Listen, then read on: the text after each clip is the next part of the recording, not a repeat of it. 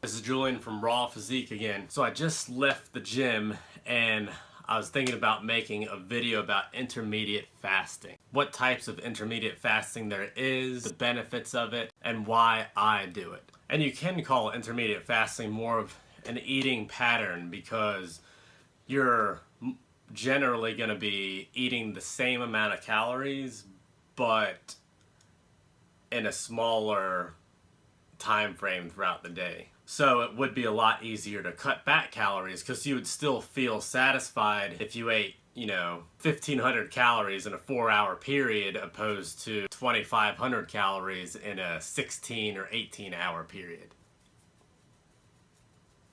But let's talk about the different methods. We have the 16-8 method, the eat and stop method, and the 5-2 method. 16-8 method is basically eating dinner, going to bed, skipping breakfast, and eating lunch would be around 16 hours. So a lot of people probably do this and they don't even know it. Then there's the eat and stop method, which basically involves fasting for 24 hours once or twice a week. Of course, you're taking in liquids in the form of water, coffee, tea. Don't put any sugar in your coffee. And you can put a little bit of cream, just a little bit. You don't want to put a lot in there because that is high in calories. You stick half and half in there, you got a ton of fat and calories when you should be fasting. Then with the 5-2 diet, you do 2 days a week, non-consecutive, 400 to 600 caloric days. So basically 2 days a week, you're hardly eating shit. Now the benefits to intermediate fasting, there's a lot. There's a lot of studies out there and it's every which way. And so it's hard to find real scientific articles that are like widespread, accepted by everybody facts. But here are some that are pretty well accepted and there's a lot of good studies behind them. You got HGH, which increases while you're fasting. Insulin sensitivity improves and the levels of insulin drop dramatically. You got cellular repair. Your cells initiate a repair process that gets rid of bad proteins and dysfunctional proteins out of your cells. Then you have gene expression, which alters the genes related for longevity. Now HGH, which is probably my top, if not the top benefit that me myself looks for, helps with muscle gain. And fat loss, which is something you would not think about by lowering your calories a little bit and intermediate fasting. But if you have high HGH levels running through your body, you will get gains if you're exercising. And for weight loss, intermediate fasting is great because you are taking in calories through a shorter portion of the day. So when you do eat, you will feel more satisfied. Now, when I started out intermediate fasting, I only did 1 day a week. And I would stop eating around 7 or 8 at night. I'd have my dinner and everything. And then I wouldn't eat until around 1 p.m. the next day. And at first, it was kind of hard. But after a month or two, I got used to not eating during that time period. And I noticed throughout the week, if I skipped a meal, or didn't skip, but actually just moved the meal to a different part of the day, like having lunch and dinner together, it wouldn't affect me as bad.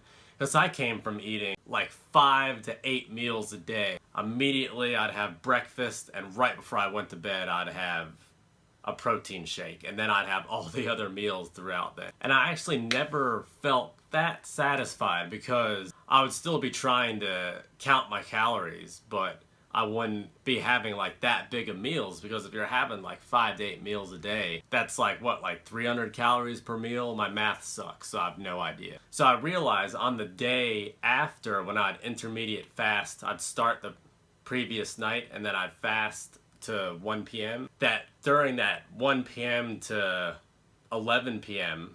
while I was eating the same amount of calories that I was the other days, but during a shorter time period, I actually felt a lot more satisfied with what I was eating, and I was actually feeling full when I'd eat opposed to still hungry after every damn meal. But it did take me probably around 2 months to get used to that. But then I started incorporating it in throughout the week as well. I don't do it every day throughout the week, but sometimes I will go 6 to 8 hours throughout the day without eating anything, just drinking water and coffee. And the way I have it set up now is I basically eat breakfast, have a protein shake, maybe one snack, small snack throughout the day, and then a big meal at night, and it's awesome. But back to the whole intermediate fasting thing. It's a lot easier to control calories during a 7 or 8 hour period opposed to a 16-hour period. Plus, you get all these extra benefits from intermediate fasting. Plus, it boosts your metabolism. Some people thought it actually slows it down, but there's scientific articles and studies saying that it actually boosts it. So even if you kept the same calories as you do now, but you went to the 16-8 method, you will probably actually lose weight.